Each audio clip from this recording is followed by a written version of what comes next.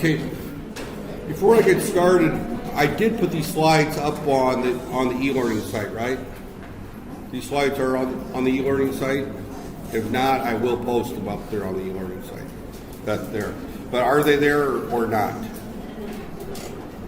You don't know. Okay.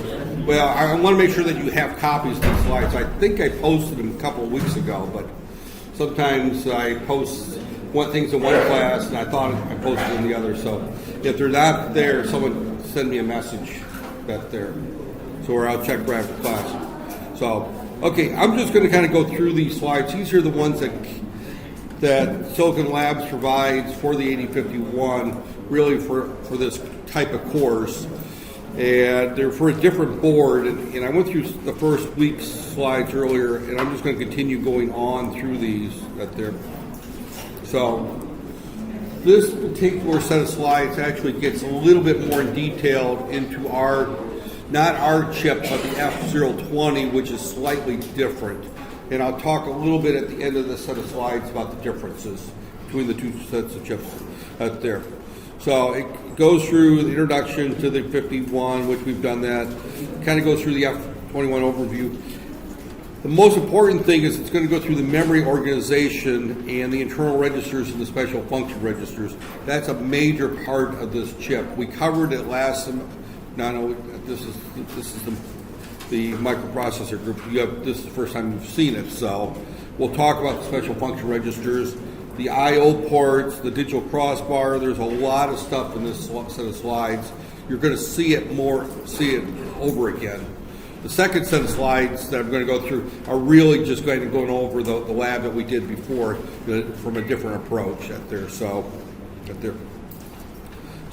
okay, this is what the 8051 F0200 looks like, or F020 looks like on the inside, right there. Again, what we're looking at here is this here on the top is the core. And why is this?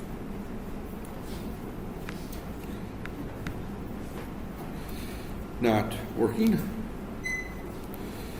Don't tell me I need to go find some more 4A batteries. I love this little pin, but I hate the fact that it uses batteries that are almost impossible to find. Either in the US or Malaysia, they're still impossible to find. There we go. That's it. Okay, it's got the accumulator, the B register, the stack pointer, the static RAM register, the 256 bytes of static RAM, the ALU, these two temp registers we don't really use, but they're used internally by the microprocessor, and the program status word. So this all here on the top is the standard 8051, right there. That's all standard 8051. As we look on the left side here, right there, we've got the data pointer, the PC, the program counter incrementer. These are all standard right there. Now, where things get a little bit different is, actually, this is still pretty much all standard 8051. Special function registers, the memory interface, that there. Now, when we look at ours, it changes. This is a slightly different slide than I used last time. This, again, is for the F20. Ours is the 330, I believe, is the part number we're using. I'd have to look at it when I plug it in right there, but the board is right there. The major difference between ours that there is that we've got a little bit more. This one shows 4 ports. We've got about 2.5 ports on our board right there. So the original 8051 had 4 ports. This right there. The other difference is you see 5 timers here. The original 8051 only had 2. The big difference comes down here when we look at the memory size right there, is that the F020 has 64K of flash program memory. We have about, I think it's 16K, but we've got plenty of program memory. The original 8051 only had, as we look at program memory, it doesn't even say how much program memory it has on it. It has a very little amount of program memory. I think it's 2K. This doesn't get in that there. Now, the other thing that we've got on this board that we don't have on the original 8051 is this whole big blue box And we're going to spend some time this semester looking at this blue box. And what this blue box is the analog portion of this board. That there. So this particular chip is unique in the fact that it's got built-in analog digital converters. It's got two of them built into an 8-bit, 500 kilosamples per second, and 100 kilosample per second. That's kind of an unusual term, KSPS. KSPS stands for kilo or thousands of samples per second. So that there. So we also have two digital to analog converters. So we have two analog outputs on this particular chip right there. We also have a couple voltage comparators. These voltage comparators, all they do is they compare two analog voltages, and if one voltage is higher than the other, the output's high. If the other one's higher, the output's low. So all it does is just compare two analog voltages right there. We have here this analog mux, and we've got two of them right there. And those analog muxes are very important. And the reason they're very important is because if you look at our chip, it's only got 16 pins right there. So obviously, if we can have up to 8 analog inputs, that's going to use up half our pins. That there. And plus, it allows us to have 8 analog inputs and only 1 analog to digital converter.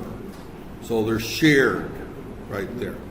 So the idea of an analog mux is just like any other mux, is that we've got this mux here, right here, I guess I should put it like this, where we've got, say, 8 inputs, and I've got 3 inputs that tells us S0, S1, S2, and if this is 0, 1, 1, that's going to grab I0, I1, I2, I3, it's going to grab this one. And that's what's brought out. And then that goes to our programmable gain controller, or programmable gain amplifier. So if I want to sample something from I0, I just select 0, 0, 0. So it allows us to have 8 analog inputs and feed which one we want to our analog to digital converter right there through a programmable gain amplifier right there. So as we go back and we look at this right here, here's a programmable gain amplifier right there. So we can have multiple analog inputs feeding one analog converter, and then we can also add some gain in order to get to our maximum range right there. The maximum range of our analog to digital converter, if we use BCC, is 0 to 3.3 volt, or 0 to 3.3 volts right there. So this is going to get it right there. So it's got this whole analog block right here.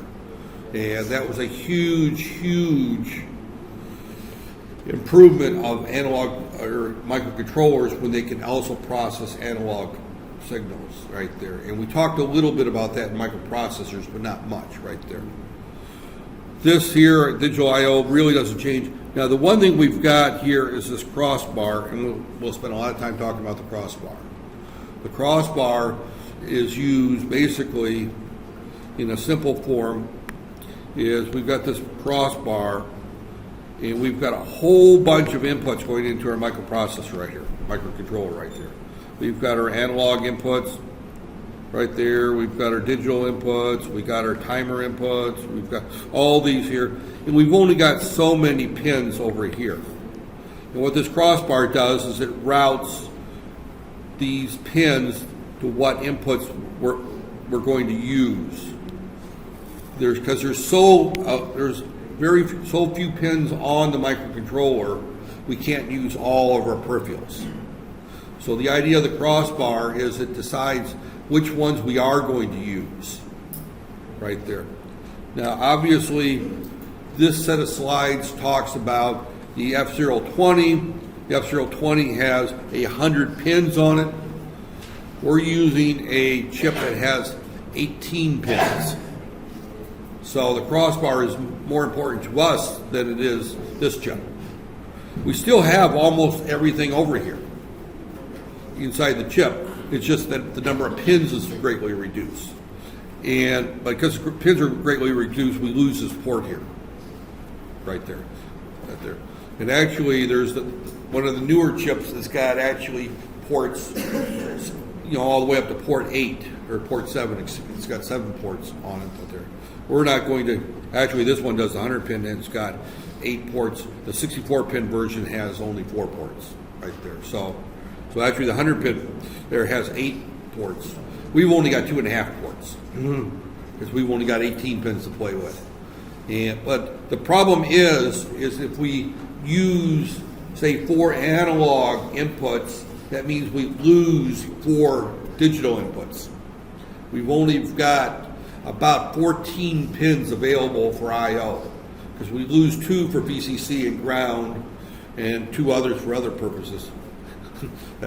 So again, the other thing that is new about this chip, and again, I probably talked about it last semester, is that it added here this debug circuitry and this JTAG right there. What this debug circuitry does is it allows us to go through and put in breakpoints and stop, and I'm going to give a demo of that in the next set of slides right there on how this works. We did it already. When we reviewed Blinky, we did that, but I want to kind of go through the debug portion of this and how we set breakpoints and how we set watch points there. So, and that'll be our next lab next week. We'll do a little bit more advanced lab where you have to set breakpoints and then watch values right there. So this kind of shows here the overview of the F20 right there. Peak output it does 25 million instructions per second.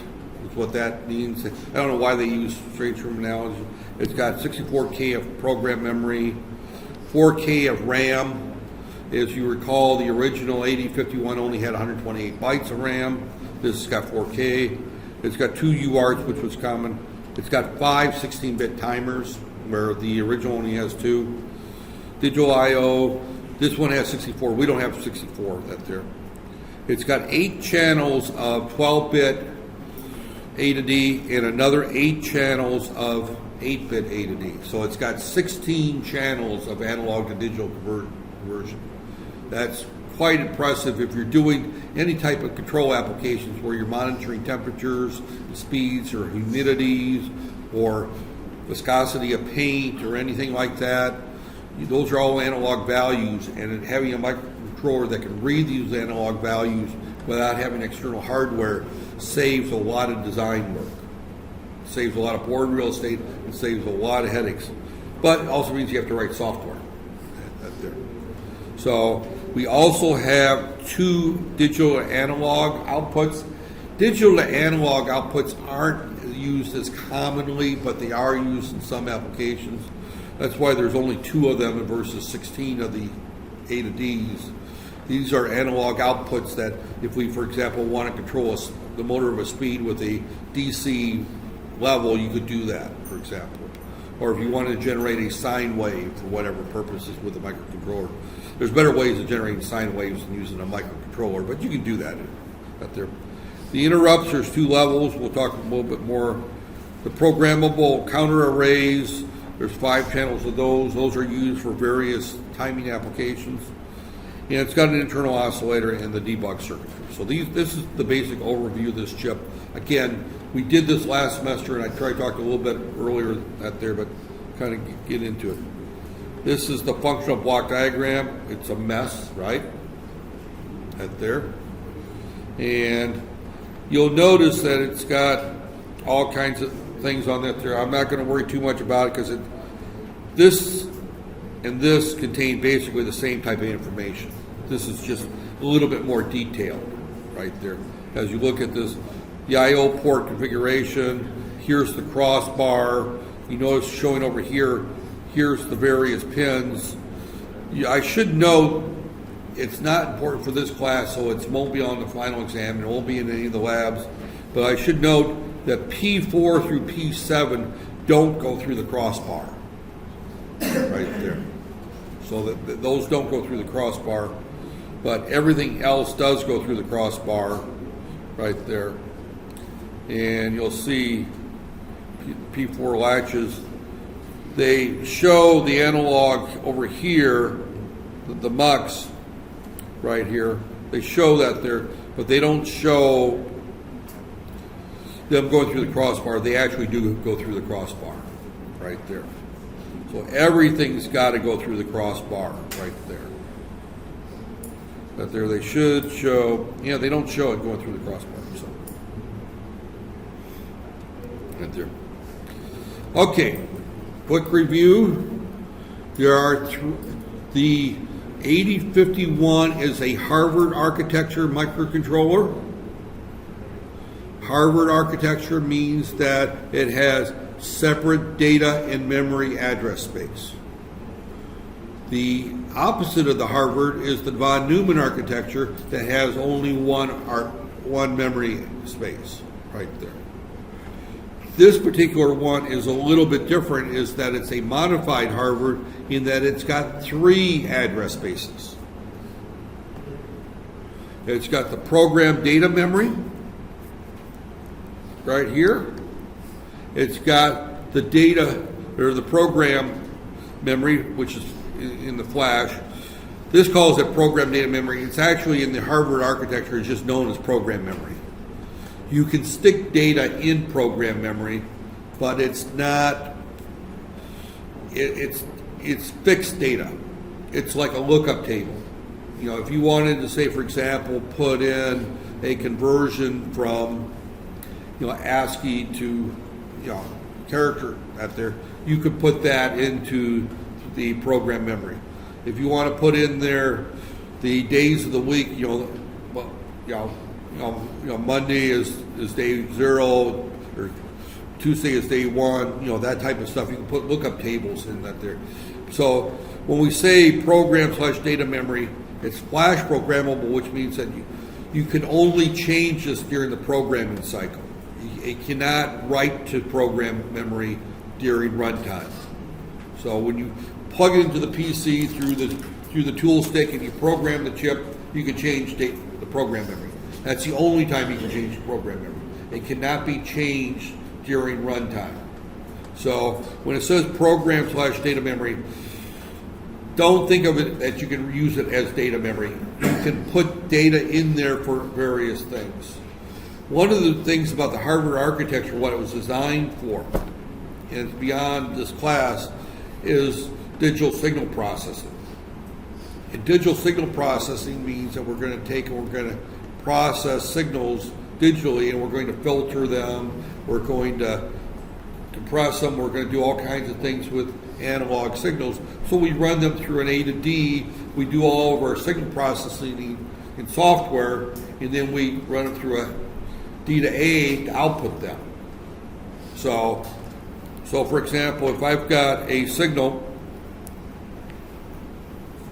right there, and I want to run through a low-pass filter to where it looks like this, right there, which those are that there, I would run it through a low-pass filter. Now, if I was going to do that analog, I would run it through something that looks like this right here.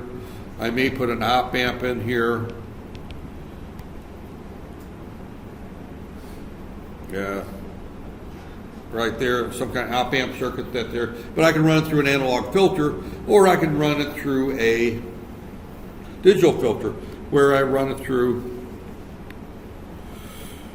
an ADC, I run it through a computer system, processor, I run it through a DAC, and output right there. So I'm doing this filtering in a computer system with a processor instead of doing it with analog circuits right there. Now, everyone's had courses in basic circuits, right? So you should know what I mean by a low-pass filter, right there, where you allow the low frequencies to pass through and you cut off the higher frequencies, right there. And any type of periodic waveform is made up of a series of higher frequency components called the Fourier. You can run through a Fourier series and come up with a Fourier series. Well, all these algorithms and filtering that is going to be that yn plus 1 is equal to a summation of a0 to x, and these are n minus k, and I'm going to say k is equal to 0 to big N minus 1 plus summation, and I'm going to say m equals 1 to m big M minus 1. I should use big K here. B M, and this should be little k right here, K, right there. Y, and I'm going to say n minus m right there. It's made up of a series. These are the coefficients, and it's made up of a couple of summations right there. So all of this is that this is all components, previous inputs to our filter, our coefficient values, and we multiply the two of those together, and and we come up with that. And then we do the same thing with our previous values of our inputs right there. So this is just basically called an IIR filter, infinite impulse filter. If these disappear, it's called an FIR filter, if we don't have that there. But these are filters. And these coefficients are stored in program memory.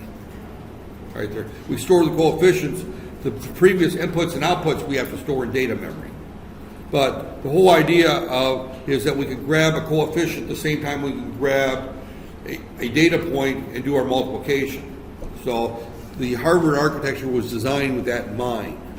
So we can do some basic digital filtering with this processor, and those coefficients would be stored in program memory. Right there. It's the coefficients that's stored, not the data. So, all right. Now we've got the interesting problem here, and I know I talked a little bit about this last semester. Some of you might remember it, most of you probably have forgotten, is that the original 8051 only had 256 bytes of RAM. That's all it had. That's all it can address. That's all it can deal with. It also allowed for us to externally add memory to it up to 64K. So the old 8051 allowed 256 bytes was internal. We could put externally 64K. Those were different address spaces. Now, Silicon Labs kept the old 8051 core. They did not change it. But they added additional memory. And where they added the additional memory was into the external address space. So we see this term external address space right here, right there. Right there. This is the external data address space. Now, this is broken up into two when we look at this slide right here. Right here. It's broken up into two. The 8051, and I can't write when I expand this out. Maybe this will nope. Right there. Right there. The 8051, as we're looking at right here, this has got 4K of additional RAM that is placed in the external address space, but it's on the chip. We also have another 60K that we could add externally. Now, we normally, with a microcontroller like 8051, we almost never use external memory.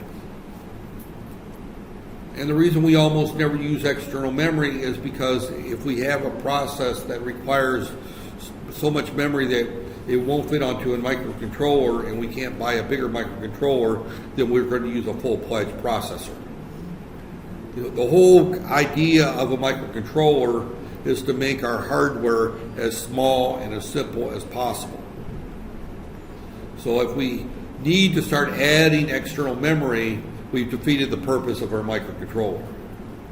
So when Intel designed the original 8051, they could see cases where you're going to need more than 256 bytes. Obviously, that might occur, but as a result, but now that we've got this ability to add internal external memory, and that sounds like a oxymoron. Does anybody know what the word oxymoron means?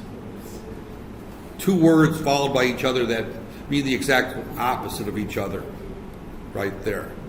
So when I say external internal memory or internal external memory, that's an oxymoron. Internal means it's inside the chip, external means it's outside the chip. And here we've got a case where we've got internal memory to the chip, but it's external to the 8051 core. So it's internal external memory. Another oxymoron quite often is, we always used to joke about it, is military intelligence. Anybody's ever been in the military knows there's no intelligence leading the military. That there. An honest politician is quite often an oxymoron. You know, that there. I shouldn't say that. Most politicians get insulted. I hope that they're, that you know, there's kind of a joke in the U.S. that says, "How do you tell when a politician's lying? Its lips are moving." That there. You know, so we, you know, politicians we tend to pick on that there. But regardless, the oxymoron in this case is we've got internal external memory right there. So this 4K is actually internal to the chip, but external to the 8051 core. That's where that term internal external memory comes from. There. So we've got three distinct address spaces. There. When we look at the von Neumann architecture, there's only one. Program memory and data memory and external memory all use the same set of addresses. Right there. We can look at this as three different buildings in a condo complex.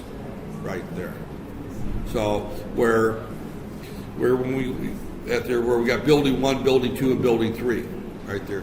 Building 1 is the program memory, and that can be up to 64K in size. Building 2 is our data memory. That can be up to 256 bytes.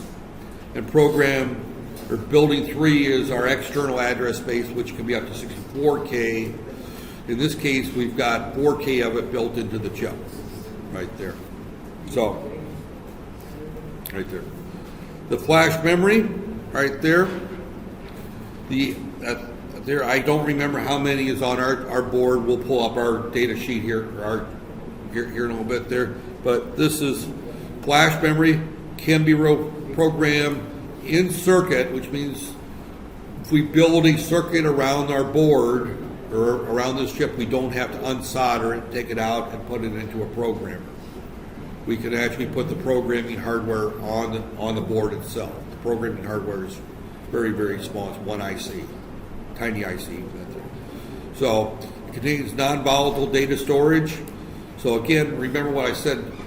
Data, this is the key here, is the word non-volatile data storage. You can't use it to store data that you're going to change.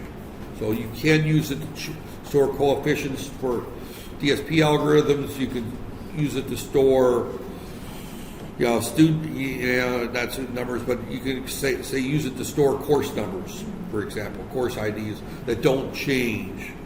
Right there. Student IDs in a class change every semester. So you wouldn't put the student IDs in a particular class in there. But, you know, NEB 20703 doesn't change. You know, that's pretty much, you know, fixed that there. This does allow, the fact that it can be programmed, it does allow field upgrades of the 8051. Now, when I say a field upgrade, means that you can put in the hardware to download an upgrade to your design while it's out in the field. This is done quite often. And if you look at, for example, if anybody's got either Astro or what's its competitor, not, I want to say HIP TV, but the TMNet or whatever it is, But if you've got either of the TV services, with one of those TV boxes and the router that they're, every now and then you'll see it download an update, and then the box will reset. So the software is inside that box to download an update to the software in the box and reprogram the box right there. I remember back when CD-ROMs were, CD burners and DVD burners were still being used quite a bit, that you would do a firmware update on your DVD burner. You would download a firmware and run a program to update the firmware in the DVD burner. Another example, if you're a computer geek, which I haven't found too many computer geeks on this campus. Back at my old campus, I think half the department they were computer geeks, so I'm used to the computer geeks.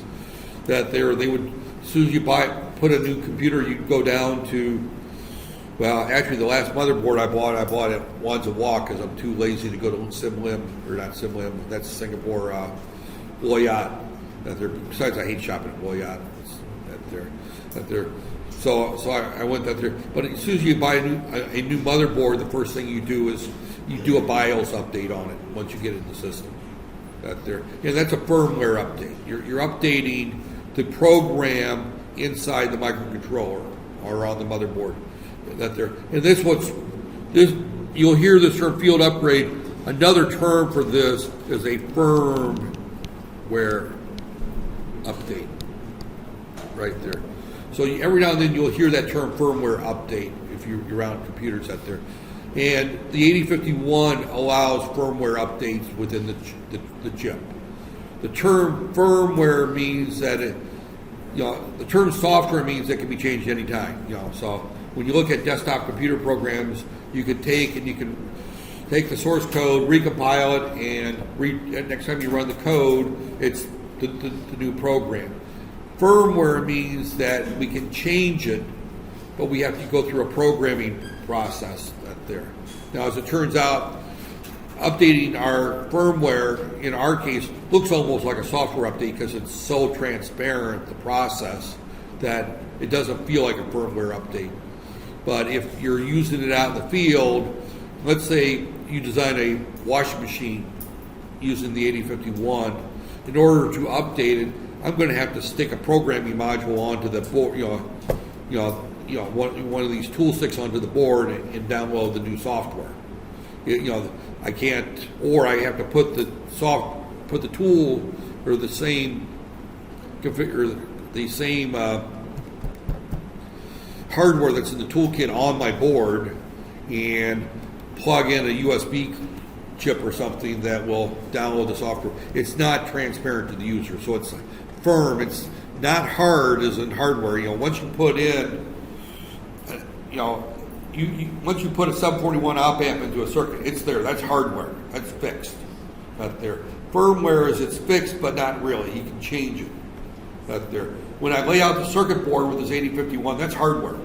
I can't change the circuit board. I can't change the motors without getting out a soldering iron and that there. That's hardware. Firmware it's not as easy to change as software, but it's a lot easier than hardware to change. So we use the term firmware that there, and it's fixed until we change it. So it's firm out there. So the F020's got 64K right there. The first 512 bytes are reserved for the factory, or the top for factory use. That's really set up for use by the JTAG programmers, what it's used for. And there's a space set aside in the middle that's reserved for scratch pad memory right there for the way that again, it's all part of that, what's the word I want to say? It's all part of the JTAG programming, JTAG debugging tools. They use some of that memory. But we've got a lot of memory for programs out there. I remember when I first went to work at my university, we had a faculty member that said that nobody could physically write a program large enough to fill 64K. He firmly believed that you couldn't write a program that big. Obviously, he was wrong, and he's still alive, but he's 90-some years old, but he's been retired for 20 years. That there. So, but he's convinced now that you can write programs bigger than 64K. That there. So, okay. The internal data memory, and the internal data memory is very confusing again.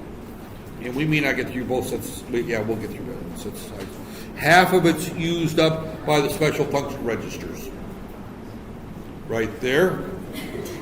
The other half is, a good portion of the other half is used by the special function, by the registers. Right there.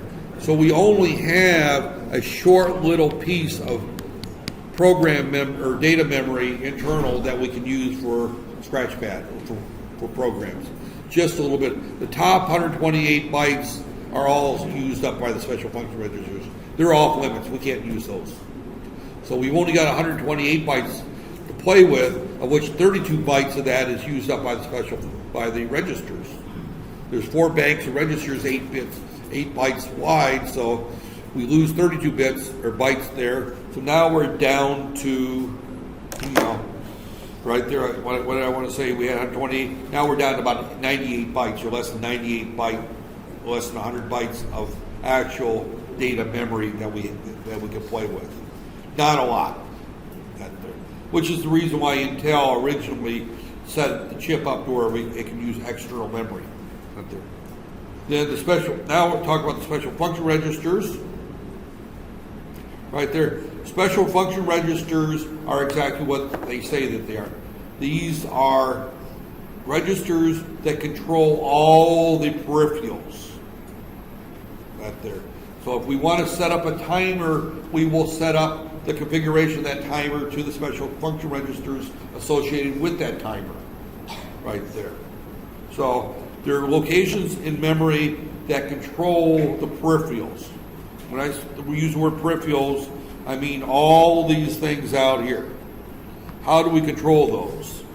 Those are all controlled by writing the special function registers. So when we look at the 8051, learning the special function registers is probably the most important part of learning how to use the chip. Right there.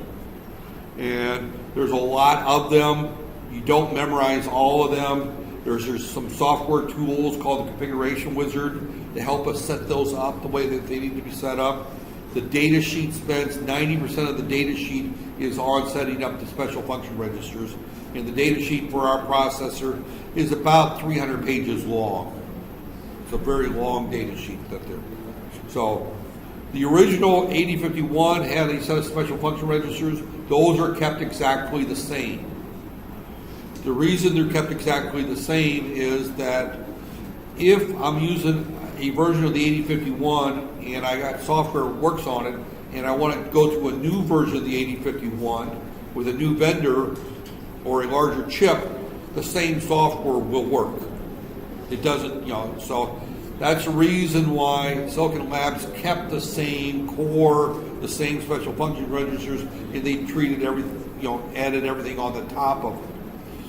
It would have been simpler if they'd done like ARM did and designed a new chip from scratch.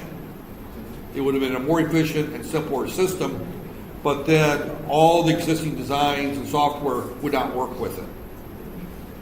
Intel has done the same thing with their family of microprocessors. If you look at Intel, and this is not on the final, the first microprocessor that they sold originally was the 8080, right there. Then came the 8085, then the 8086, right there. And then I'm going to kind of stick a side note here is the 8088, which is a version of the 8086. And then came the 8186, then the 8286, the 8386, the 8486, the Pentium 1, I'm going to call it the P1, the P2, the P3, the P4, the Core 2. What's that? Which one did I miss? What?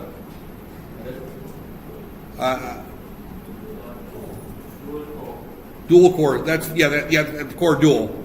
Yeah, this is Core Dual, or Core 2, which is basically two P4s on the same chip, is what it is.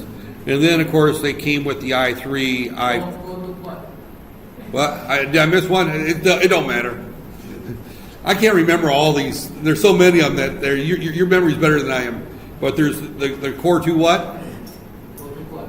Oh, Core 2 Quad. Okay, Core 2 Quad, which is, again, is 4 cores, is what it is.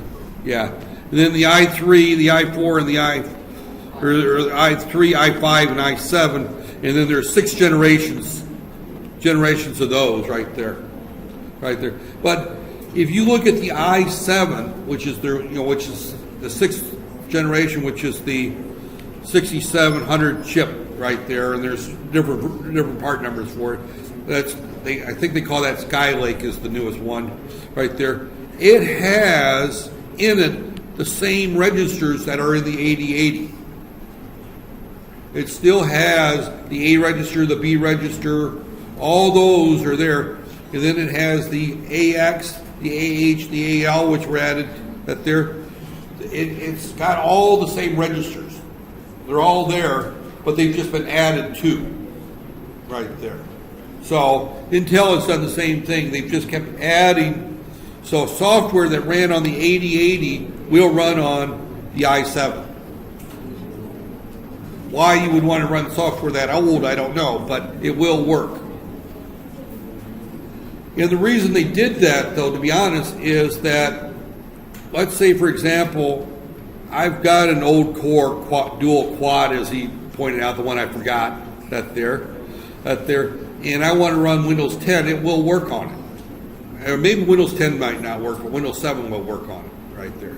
But I can take software that was written for the P4 and run it on the i7 with no problem. You can always go this way with no problem. Going this way, we put a question mark there, right there. Windows 10 may not run on very old machines, but Windows 3.1 will run on a new machine, right there. And Windows 3.1 actually still had DOS under it. Now it may not use all the resources of the new processor, right there, because Windows 3.3 would only address up to 1 mega RAM, right there, because that's all the 8086 would address, right there. So you would not be able to address, because Windows 10 64-bit version will address up to, I think, 128 or 256 gig of RAM, right there. If you run the old 32-bit version, it will only address up to 4 gig, right there. So, but regardless, when we look at, so we do have one computer geek in the class out there. I should call you a geek, but at least one person that remembers all these processors. Don't feel bad. Someone's got to keep the computers working when everyone is sitting there figuring out why Facebook is dead. Someone's got to, they'll pick on you. They'll pick on you until they need you. That's the thing about computer geeks. Everyone likes to pick on you until their computer's not working. All of a sudden, you're everybody's best friend. Yeah, I just brought in my old motherboard out there to show my other class. I almost brought it down. So he walks around with 2 stacks of a RAM in his pocket there. So, okay. Again, this just simply says that the 8020 duplicates the special function registers found in a typical 8051 implementation. So all this is saying, and I'm just going to check my time here. Oh man, got plenty of time back. Right there. Right there. My watch band broke and I haven't got around to fixing it, so the only way of checking the time is to look at the recording. Okay, so to allow the additional functionalities that they've added that while maintaining the compatibility with the instruction set. So if they didn't do that, you also couldn't use the old compilers right there. We're using a compiler put out by a company called Kyle. It's the Kyle compiler. They've been around a long time. We're using the L3 student version that has some limitations. We can't do floating point with it. We can't do a few other things with it. There's also some other compilers out there called SDCC, which is a open source compiler. But the same compiler that we use for our chip can be used for any 8051 out there. Any 8051 out there will use the same compiler out there. And that's because it's been agreed upon by all the various manufacturers of different 8051s. And I don't know if I went through the list with this class, there's like 30 some different manufacturers of 8051s out there, that they're going to maintain the same core right there. So, right there. Some of them, special function registers ending with 0x0 or 0x8 are bit addressable as well as byte addressable. We'll talk about bit addressable and byte addressable special function registers as we go along. This is a list of the special function registers. As I said, they start at address 80 and they go all the way to FF right here. That gives you 128 bytes of special function registers right there. And as we look at here, and the numbering system, by the way, here this is 81, 82, 83, 84, 85, 86, 87, 88. And then we come back, 80, 81, 82, 83, 84, 85, 86, 87. And then we come back 88, 89, 8A, 8B, all the way down here to 8F right there. And we go up there, and you can see that these are labeled 80, 88, 89, or 90 like that there. And that's the addresses of each of these. Now, those are located here. Again, that means we can't use them for that there. So, that there. Now, each one of these has a meaning, which I will be honest, I can't tell you what the meaning of each and every one of these are, but I can tell you some of these. This is timer 0, the low byte. This is timer 1, the low byte. This is timer 0, the high byte. Timer 1, the high byte, for example. This is the stack pointer. This is the T mode right there. We've got some here for, let me find the ports right here. Oh, right here. Port 0, port 1, port 2, port 3, right there. Those are our ports. Right there. Everything in the gray means that we can address port 1.2. That means that it's bit addressable, right there. I cannot address TL.7. That is not bit addressable. I have to read all 8 bits of TL. That's a byte addressable register right there. So as we look at everything in this column here is bit addressable, but right here, there's our 4 ports that were originally on the original 8051. Now, should point out that the added on ports, right here, port 0, port 5, port 6, and port 7, those were added on by Silicon Labs. We don't have those on our board, but they have them on some of the boards. Those are not bit addressable, so those are a little bit trickier to use right there. So, but, you know, some of these were on the original 8051, some were not. Some are on our chip, some are not. This happens to be the set for the F020. Now, anything that we write for our chip will run on the F020.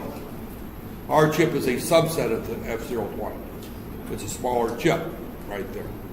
So, as we look at how we access any of our functions on this chip, we do that by writing to these special function registers. If I want to write something to port 1, I simply say P1 equals this in our code. There's nothing fancy we need to do to write to our output ports. Because all of our inputs and our output ports are contained in our special function registers, they're what they call memory mapped input-output. They're part of the memory space. So our input and our output ports are memory addresses right there. Now, I could simply say that move to location 90 hex number 3, 2, for example, we can do that in an assembly language, right? And that's going to move to port 1 the number 32. So it's going to output on that port 3, 2. Right there is what that's going to do. Or I can move P1 number 32. P1 actually is defined in an include file. Right there, where we include 8051C whatever dot H right there. So we've got that there. Or if I'm in C, I can just simply say P1 equals 0x32 right there. That's the way I would do it in C. Right there. And that will write the number 32 to port 1. I don't have to worry about the ampersigns and all that. If I say 0x, that means it's hexadecimal. Right there. So, okay. Our I/O ports, I just kind of mentioned that there. I already mentioned that there. This is only true for the F20. It's not true for us. Access the ports, reading, writing the port registers. That they're 5-bit tolerant and enable configurable. That there. So we can use them in 5-bit, 5-volt modes, but with pull-up resistors, and we can input 5 volts to them without burning up the chip. That they're 5-bit tolerant. Right there. Now, port 1 is also set aside as our analog inputs to our ADC1. Again, we have to configure that in the crossbar. Right there. The digital crossbar, and I may only get through these slides today. We'll see. Actually, I think I will go. I think I'm going to go over since we're not going to have lab this week. And go ahead. That there. We're about through these slides. So these are all our various, and I mentioned here they all are, right there. This is our crossbar. These are all of our pins right there. And notice that our ADCs are shown here. They're not shown going through the crossbar, but you still have to configure the crossbar to do that there. Again, there's more pins here than there are here. Right there. Because if you count the pins here, they actually only equal what's down here at the bottom. Right here. This is port 0, port 1, port 2, port 3. Here's port 0, 1, 2, and 3 right here. So if I want to use anything else up here, I have to give up something down here. So, and that's the purpose of the crossbar, is to configure that there. And there's a series of things we need to go through on the crossbar. I think in the microprocessor class we just touched on it. We didn't spend that much time on the crossbar. Obviously, we're going into more detail this semester. Right there. So here's our 12-bit A to D. Again, this shows a 9-to-1 mux. I talked about the fact there's an 8-to-1 mux. There's another input that I didn't talk about here, and that's for a temperature sensor on the chip. Right there. So there's actually 10 inputs to the mux. One is for the internal temperature sensor. These here then will go through in the crossbar and be assigned to various inputs that there is pins if we want to use them right there. And then we also have our 8-bit. Our 8-bit's the one that goes through port 1 right there. The difference between the 8-bit and the 12-bit is that the 8-bit is 100 mega samples per second. This one's 500 mega samples per second right there. And again, the start conversion and how we program this, we'll get into more detail right there. See, we've got our way of programming right there. Our digital to analog converters are that there. Again, these have to be programmed through our crossbar where they're going to go. Right there. So these are analog outputs, and the output is between 0 and 3.3 volts. Our comparators, again, all these pins go through our crossbar, right there. You know, where they're assigned to, right there. This assigns what ports they are. And we've got CP plus 1, CP1. In this, we've got our digital and analog right going to these right here with a reference right there. So, right there. And we can set up our reference voltages right there. Most of the time you'll set up your reference to just use 3.3 volts right there.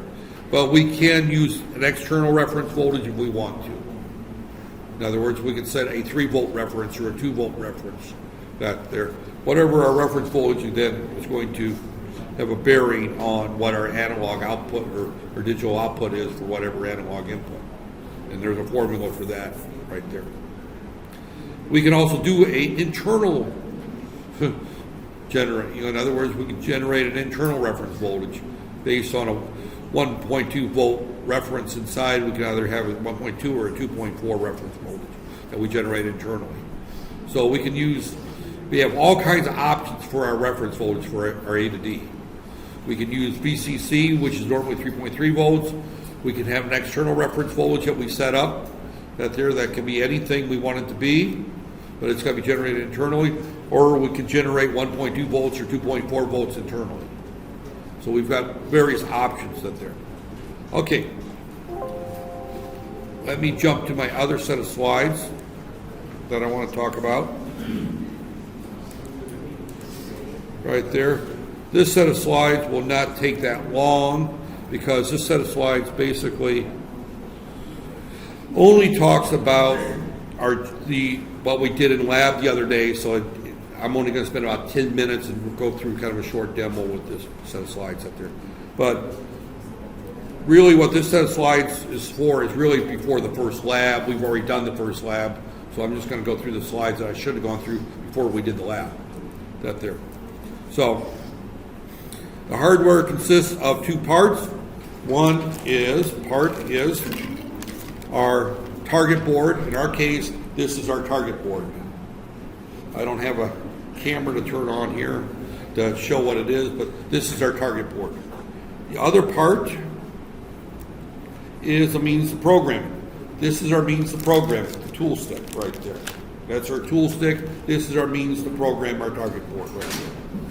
It means to debug the code while it's executing. That's built into this and built into the chip in this case. So we don't have an external debugging that there. When I first started this, we used to have something called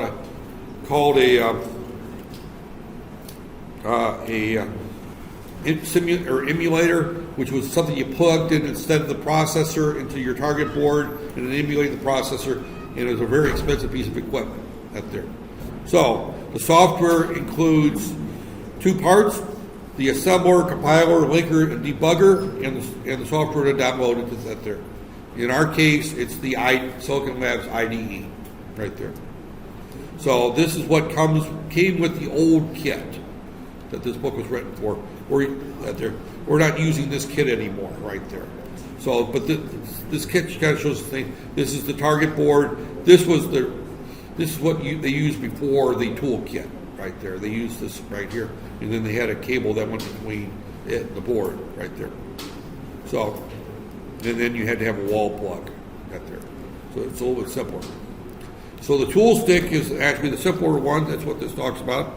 It's got two parts: the base adapter and the daughter board right there. The software. Now we're going to talk a little bit about the display environment. I'm going to kind of mention these visual display tools. Hopefully we can get them working correctly this time. Last time I tried, there was some glitches. I think I found the problem out there. I'll talk about that there. This is the way it plugs in. This is the board I would like to use for this class, but it's too expensive. They're like 400 ringgits a piece, and these are 40, so I can buy 10 of these for the cost of one of these. So we're using the ones that I can afford right there. So this is the block diagram. This is the IDE. This is the tool stick right there. This is the debug logic. This is the debug hardware. That's all built in. Any external hardware we would connect to our daughter board. Our UART and our general purpose I/O is built into that there. So this is what this looks like right there. We're not going to worry too much about that there. Tool stick right there. No USB drivers. It uses the HID interface that there, but cannot be used simultaneously. But there are some two multifunction I/O pins that we won't talk about here. Right there. So this hardware is not what we're using, so I'm going to skip this slide. But they're tool stick. Now again, the modular tools are not encased in plastic. Since the slide was printed, they did encase these in plastic. So this slide is a little old because if you looked at the previous picture there, you'll notice that there's no plastic around the parts. And then the slide here says caution, there's no plastic, it's not encapsulated. Since they did those slides, they changed the design and didn't realize that too many people were picking this up thing and frying them. So this just plugs into that there. We hold it by the large plastic connectors. Be careful using mechanical components such as potentiometers not to stress the connectors. That's especially true when we plug these into our development boards or plug in, that these connections are very, very fragile the way that they're done here. This one's done where it'll push in easily, but if you pull it out and you're not careful, you'll break the solder joints. That there. Do not handle it this way. That's kind of obvious right there. If you put your thumb on this, these are static sensitive. I noticed that our gentleman back there pulled out his memory out of his pocket without static bags, so that there. In Malaysia, you can get away with it because of the high humidity here. In a dry country, that's a problem because you get, static electricity causes sparks. You don't get that so much when you're in high humidity, but in low humidity, that there, I can walk across this carpet and I can reach for that doorknob and I can have a spark jump this far from my finger to that door. And if you do that with a piece of electronics, it's dead right there. Steam loss right there. Okay, this is the way it's plugged in right there. See, this is there, and I'm just going to kind of go through. Theoretically, we should be able to set up virtual external components without using hardware. I prefer to use hardware, but I'll see if we can get some of these to work where we can actually have an LCD display that shows up on the screen. I bought LCD displays because I prefer, and I think most students prefer to actually hook it up and see it work on hardware instead of simulations. I'm not a huge fan of simulations. It doesn't give you that same warm, fuzzy feeling that things work the way they're supposed to. That there. So, but they put this in, and we'll see how it works. That there. Okay. The firmware disables the watchdog timer, configures the I/O up there. There. This is just a demonstration. The demonstration that we did before, this just goes through all the steps. That there. I'm just going to go back and pull up our all apps. It should be on my. Oh, there it is. No, that's the Simplicity one. That's their new one. There it is. Okay.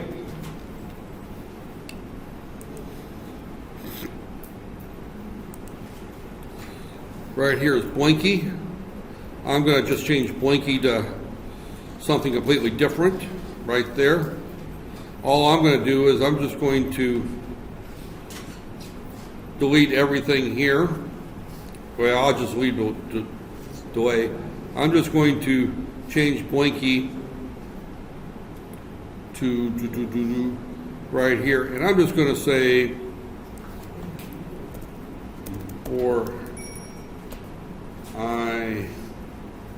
let's just say or one or while. What did I do there? I just want to put in a dummy program that all it does is do a count.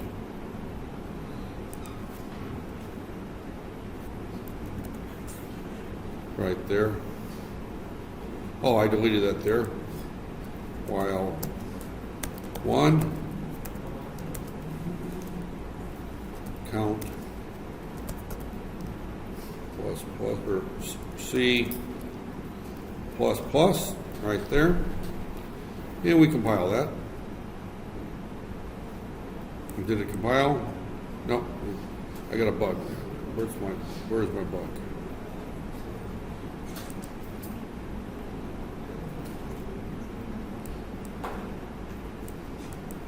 I deleted something right there.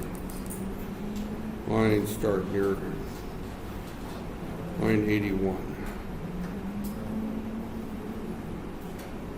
I think I got one too many of these right there.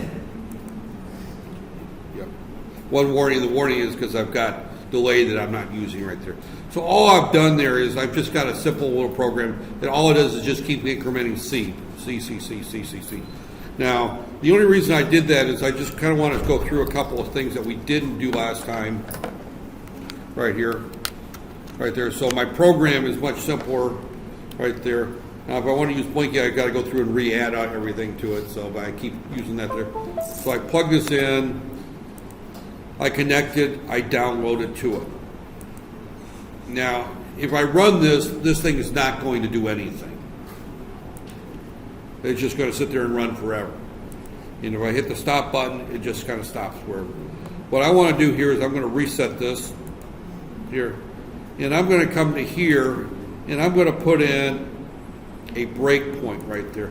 And when you put in a breakpoint, that means that whenever the program gets to that spot, it's going to stop. The other thing I'm going to do is I'm going to highlight C, and I'm going to right-click that, and I'm going to add a watch point to that right there. So now this just shows me every time I run this what C equals. And we just see C is just incremented each time right there. That's all we're doing right there. Now I thought I reset. Refresh all. No, that's reset. There we go. Now when I run this, C should be equal to 0 the first time. Next time I run it, C is equal to 1. So I can, any value that I want to see what its value is when I'm running our program, I can see what that is right there. Now I can put in there, for example, and I had a couple values right here, A and B, and I can put in there, and I'm going to put in A, B, and D right there.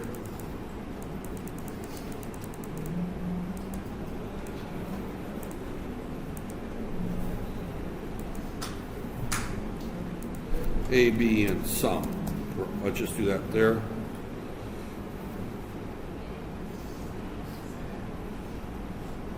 And port 1, I'm just going to say FF, for example, right here. Right there. And the reason I said FF is because I'm going to treat port 1 as an output at this point right here. So, and then I'm going to go back here, and I'm going to say A is equal to 20, B is equal to 30, sum is equal to A plus B, port 1 is equal to sum, right there. Right there. So I compile this again. And what does it look like? For error syntax. Oh, it does not like that. Right there. It doesn't like that. Whoa. Right there. So now when I run this, again, I download this, and I'm going to put a breakpoint in here.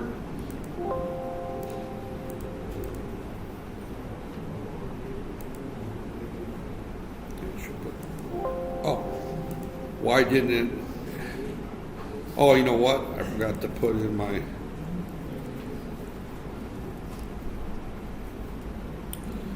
Our compiler decided to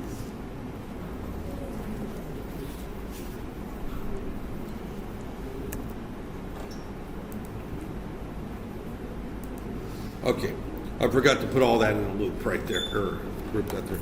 So now our compiler deleted that for us. Since it saw that it was in an infinite loop, it said everything after that's garbage. We don't need it, so the compiler just took it out. So I have to put that in the loop. So now I'm going to put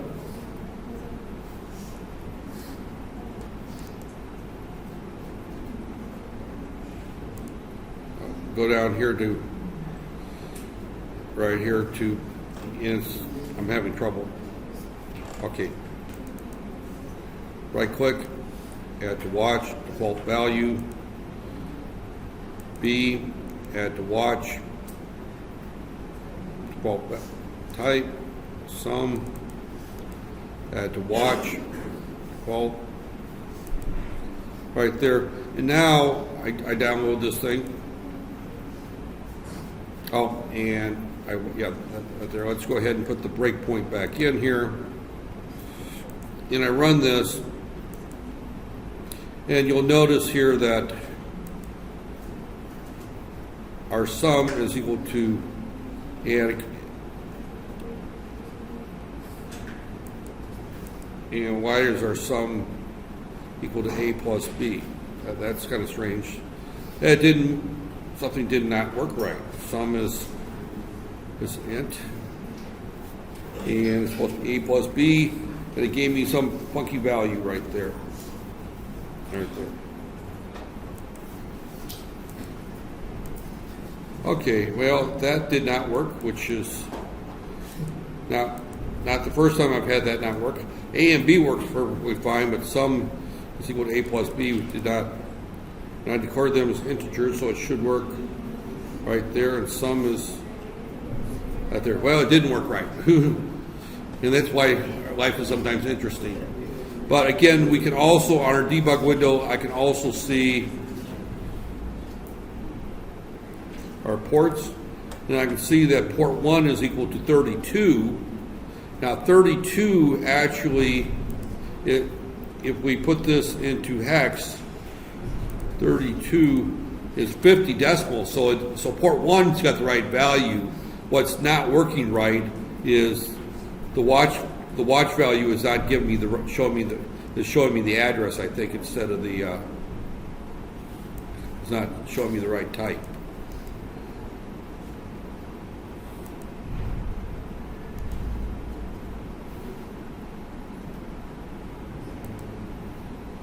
Right there.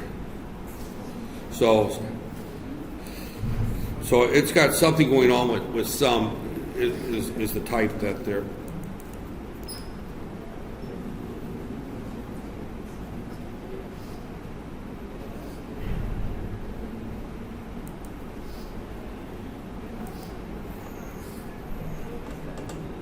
And I'm going to just run it once more. It's probably the type, but I told it was int, so right there. But you can see that it makes our debugging much easier, being able to stop our code, look at the values of our various registers, and I can look at the value of anything here, right here. Now, display count in this particular case right here, it's not going to be anything because it's not being used. It's never called right there. So as I run this through here, display count will change. The only one that's going to be changing is C, actually. Now I can put breakpoints down. For whatever reason, sum is being wiped out. It's giving me the right value on P1. I was measuring that there. But the display value here is messed up. And I'll have to figure out what I'm doing wrong with there. But this is just kind of an overview of what you can do with this. That there, instead of just downloading the code and running it, you can go through. And this is the most powerful debugging tool there is, because if I was to take and measure port 1, here I would actually see the value there, right there. So again, I'm going to wrap it up. As I said, the second set of slides is going to be relatively brief. Right there, and I will see everyone next week this time, right? Everyone's clear that we will meet next Thursday is our next meeting. Okay.